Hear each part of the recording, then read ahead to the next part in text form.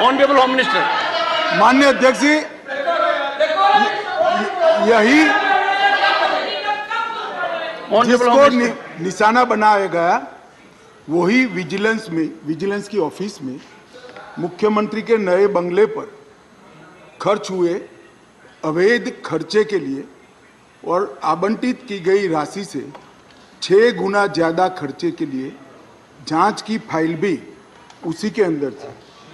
माननीय अध्यक्ष जी, माननीय सुप्रीम कोर्ट ने एक ऑर्डर दिया था कि अपनी पार्टी के, सरकार के नहीं, अपनी पार्टी के प्रचार के लिए दिल्ली सरकार का जो खर्च हुआ है वो खर्च दिल्ली सरकार से नहीं, आप पार्टी से वसूल कर दिल्ली सरकार के खजाने में डाला जाए 90 करोड़ रुपए। इसकी जांच भी यही विजिलेंस डिपार्टमेंट ने थी। मान्यवर, इन्होंने दिल्ली सरकार के पास लॉ एंड ऑर्डर नहीं है, इसका मतलब पुलिस नहीं है, इसलिए वहां इंटेलिजेंस डिपार्टमेंट नहीं हो सकता है, मगर उन्होंने एक फीडबैक यूनिट बनाया और फीडबैक यूनिट से राजनीतिक जानकारियां इकट्ठा करना शुरू करी। मान्यवर, इसके खिलाफ भी एक जांच चली और एक जांच की फाइल भी विजिलेंस डिपार्टमेंट ने दी। मान्यवर, BSES और BYPL ये 2 वीज वितरण कंपनियां हैं जिनका 21,000 करोड़ रुपया दिल्ली सरकार को बकाया है, देना है, फिर भी 2,000 करोड़ का उनको पेमेंट कर दिया गया। इसकी भी जांच चल रही है, वो जांच की फाइल भी इसी विजिलेंस डिपार्टमेंट में थी। मान्यवर, और ये आधी रात को जो कागज इधर उधर कोड़ने का प्रयास किया गया वो ही इमरजेंसी थी। चिदम्बरम साहब को शायद मालूम नहीं था, इसलिए पूछते थे कि क्या इमरजेंसी थी, तो भाई ये इमरजेंसी थी, इमरजेंसी ये थी। और मान्यवर, अगर ये न करते तो सारे घोटालों की फाइलों को गुम करने का एक नया घोटाला रजिस्टर करना पड़ा और इसलिए इमीडिएटली ऑर्डिनेंस लाना पड़ा जो संविधान सम्मत है। संविधान में ऑर्डिनेंस की व्याख्या और अधिकार ऐसे स्थितियों के लिए ही दिए गए हैं और सबको मालूम है जब ऑर्डिनेंस लेकर आते हो तो 6 माह के अंदर या सबसे पहले सदन के अंदर, जो सदन जब मिलेगा तब सदन के सामने रखना पड़ता है। तो आज मैं लेकर आया हूं। अब इसमें गैर संवैधानिक क्या है भाई, बताओ तो। इतनी सारी 5 घंटे से चिल्लाट करते हैं, इसमें गैर संवैधानिक क्या है? क्या प्रीपेड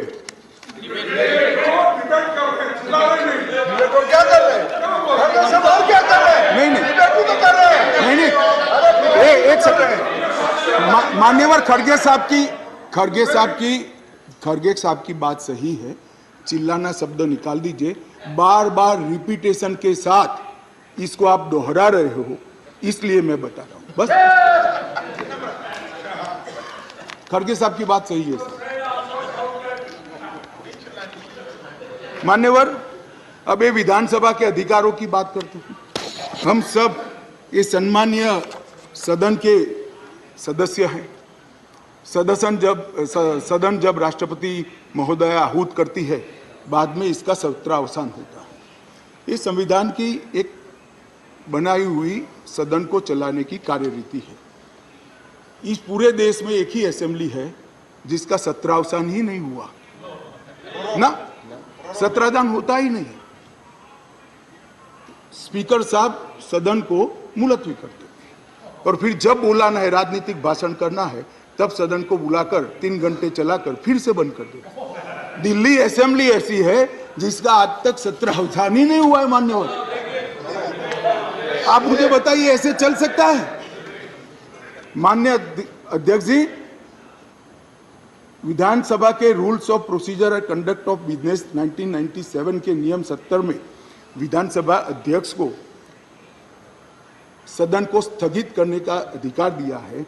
ये अधिकार इस तरह से देश के किसी भी असेंबली के स्पीकर ने नहीं उपयोग किया है। मैं इस पर कोई टिप्पणी करना नहीं चाहता। अगर उचित है तो कांग्रेस पार्टी ने जरूर इसका समर्थन करना चाहिए कि भाई विधानसभा को या संसदों को स्थगन कर ही चलाना, कभी सत्रावसान नहीं करना, वो सेशन में ही रहेंगे। अब सेशन में ही रहेंगे तो कानून कैसे बनाओगे? अब कैबिनेट बुला ही नहीं सकते हो। इसलिए क्या स्थिति है समझिए साहब, 2020 में सत्र की संख्या कितनी हुई दिल्ली के? 1 बजट सत्र। 2021 में कितनी? 1 बजट सत्र। 2022 में कितनी बार सदन बुलाया गया? 1 बार बजट सत्र। 2023 में कितनी बार सदन बुलाया गया? 1 बार बजट सत्र। उसके अलावा असेंबली की जरूरत ही नहीं है। इसके अलावा मान्यवर असेंबली की जरूरत ही नहीं है। ये किस तरह से असेंबली चला रहे हैं मान्यवर? मान्यवर कैबिनेट के अधिकारी की दुहाई दे रहे हैं। 2022 में 6 कैबिनेट बैठक सिर्फ हुई है, 1 साल में सिर्फ 6। इसमें से 3 बजट रिलेटेड है और 3 एक बिजली कंपनी को सहायता करने के लिए बुलाई गई, बाकी एक भी कैबिनेट नहीं बुलाई। मान्यवर 2023 में सिर्फ 2 ही कैबिनेट बुलाई गई और दोनों बजट के कामकाज के लिए बुलाई। अब आप क्या भैया कैबिनेट का दुहाई देते हो, क्या अधिकार का दुहाई देते हो? ना कैबिनेट मिलती है, ना सदन मिलता है, और हमें डेमोक्रेसी पढ़ाते हो भाई। ऐसा कभी नहीं होता भाई। ये जो कहते हैं ना कि क्या विशेष हुआ था, इसलिए मैं समझाता हूं मान्यवर क्या विशेष। मान्यवर IRTS, AIIMS, Delhi metro, IIT Delhi, UR जैसे ढेर सारे योजनाओं का क्लियरेंस न मिलने के कारण ये इंस्टीट्यूशन और ये डेवलपमेंटल काम दिल्ली की जनता को नहीं मिल पा रहे हैं। वो राजनीतिक रूप से रोक कर बैठे हैं। 5G टेक्नोलॉजी लाने का रास्ता मोदी जी सुगम करना चाहते थे। हमारे अश्विनी भाई बार बार पत्र लिखते हैं, 2016 से झगड़ा चल रहा है मगर इस पर कार्यवाही नहीं करी, और ट्रांसफर पोस्टिंग के लिए इनको सुप्रीम कोर्ट में जाने का समय है, मगर 5G टेक्नोलॉजी को इंस्टॉल करने के लिए जो सहायता चाहिए भारत सरकार को, वो करने का समय नहीं है। माननीय अध्यक्ष जी, मैं इसलिए कहता हूं कि कुछ परिस्थितियां ऐसी होती है जिसको अलग दृष्टिकोण से देखना पड़ता है। दिल्ली के अंदर 91 से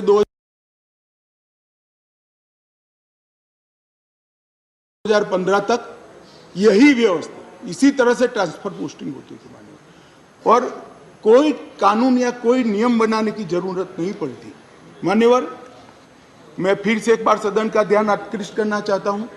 कुछ सदन के सदस्यों ने कहा कि ये बिल संविधान सम्मत नहीं है और संविधान के अधिकारों को ये बिल कानून के द्वारा संविधान सुधारने का प्रयास है।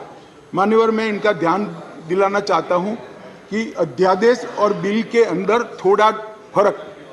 अध्यादेश के अंदर धारा 3A है जो बताती थी कि दिल्ली विधानसभा को एंट्री 41 यानी सेवा मामलों पर कानून नहीं बना पाएगी, ये अध्यादेश के अंदर।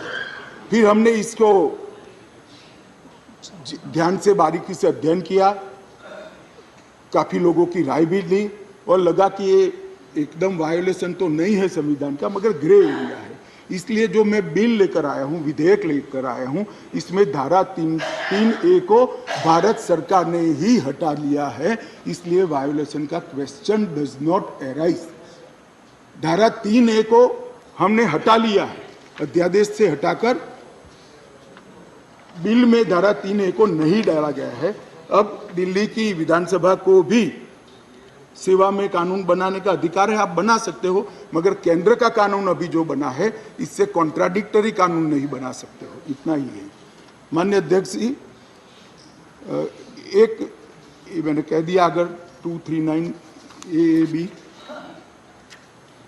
एक बहुत बड़ी चर्चा चली कि मंत्रियों के अधिकार अफसरों को दे दिए गए। कैबिनेट के अंदर अफसर कैबिनेट नोट भेजेंगे। तो माननीय अध्यक्ष जी, मैं तो 2 सरकारों में रहा हूँ, गुजरात सरकार में रहा हूँ और अभी मोदी जी के नेतृत्व में भारत सरकार में काम रहा। कभी मैंने as a minister cabinet note sign नहीं किया। फाइल साइन की है, मगर कैबिनेट नोट तो सेक्रेटरी ही भेजते हैं। शायद आप लोगों के राज्य में मंत्री की सिग्नेचर से जाती है, तो मुझे मालूम नहीं है। अगर कोई ऐसा दूसरा राज्य है तो भी बताना चाहिए सदन को। माननीय अध्यक्ष जी, मैं खंडवार जवाब देना नहीं चाहता, इतना ही कहना चाहता हूं कि 45A 45(1) को जो उद्धृत कर सब लोग बोल रहे थे, इसमें मैं इतना ही कहना चाहता हूं कि इसमें दिए गए सारे प्रावधान ट्रांजैक्शन ऑफ बिजनेस रूल 1993 में पहले से मौजूद है, 93 से है, जो कांग्रेस पार्टी लेकर आई है। हम कुछ नया नहीं लाए, मगर वो रूल्स को मानते नहीं थे, इसलिए रूल्स को एक्ट का हिस्सा बनाया गया है। 93 से रूल्स के हिसाब से दिल्ली चलती है। फुल स्टॉप कॉमा का फर्क नहीं है साहब इसमें। ट्रांजैक्शन ऑफ बिजनेस रूल 1993 जो है, जो कांग्रेस पार्टी ने बनाए थे, उसको ही हम एक्ट में आमेज किए हैं, और इसलिए करने पड़े हैं कि एक ऐसी सरकार चुनकर आई जो रूल्स को मानती नहीं है, इसलिए एक्ट में डालना पड़ा। मान्यवर, ये सारे अधिकार जो है, अधिकारों का बंटवारा है, कार्य विभाजन है और कार्य पद्धति है, ये सारी की सारी कांग्रेस पार्टी ने बनाई है। अगर कांग्रेस पार्टी में अंतरात्मा है तो इस बिल का समर्थन करना चाहिए। मैं तो आपकी चीज को लेकर खड़ा हूं, मगर ये नहीं करेंगे, मुझे मालूम है मान्यवर, क्योंकि उनको गठबंधन बचाना है,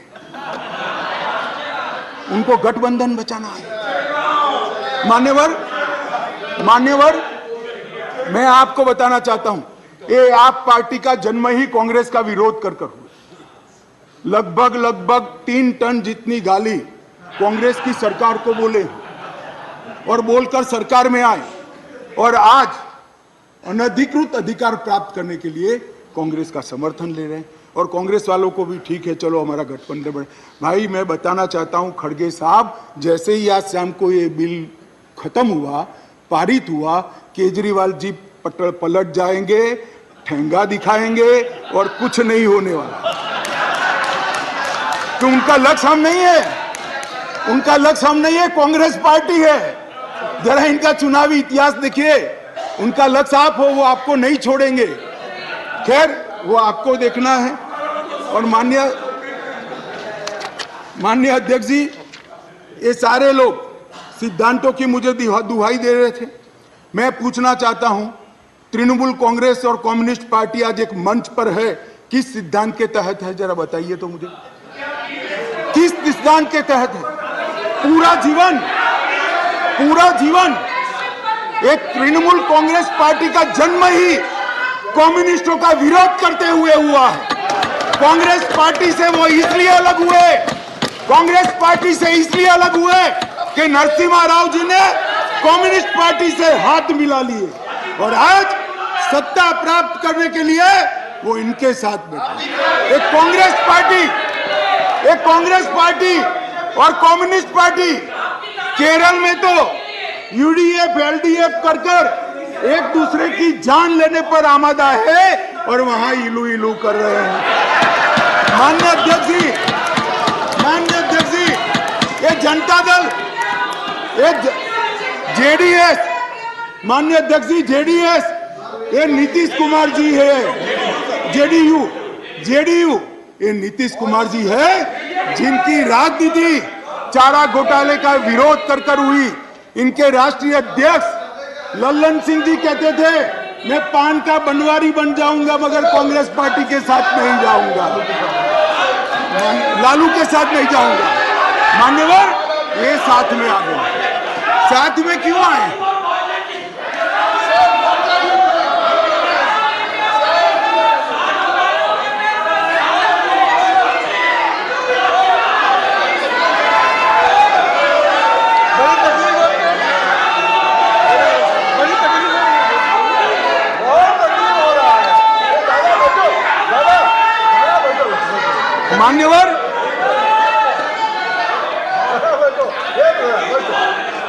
मान्यवर, ये साथ में क्यों आए हैं? ये साथ में इसलिए आए हैं कि उनको भरोसा है कि अकेले कुछ हो नहीं सकता, इकट्ठा हो जाओ तो कुछ सो तो कर पाएंगे।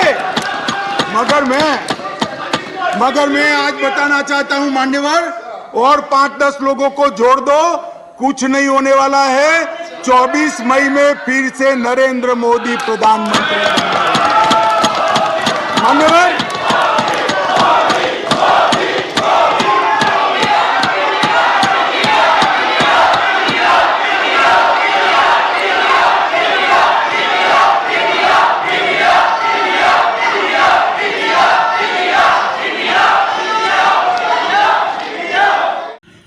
नमस्कार दोस्तों, बीसीआर न्यूज़ में आपका स्वागत है। मैं हूं आपका होस्ट एंड दोस्त अजय शास्त्री। उम्मीद है आपको ये हमारा वीडियो अच्छा लगा होगा, तो आप इसको शेयर कीजिए और लाइक कीजिए और साथ साथ हमारे चैनल को सब्सक्राइब भी कीजिए। जी हाँ, ऐसे ही नए वीडियो के साथ फिर आपके साथ हाजिर होंगे। तब तक के लिए आपसे अलविदा लेते हैं। भारत माता की जय, वंदे मातरम। जय हिंद दोस्तों।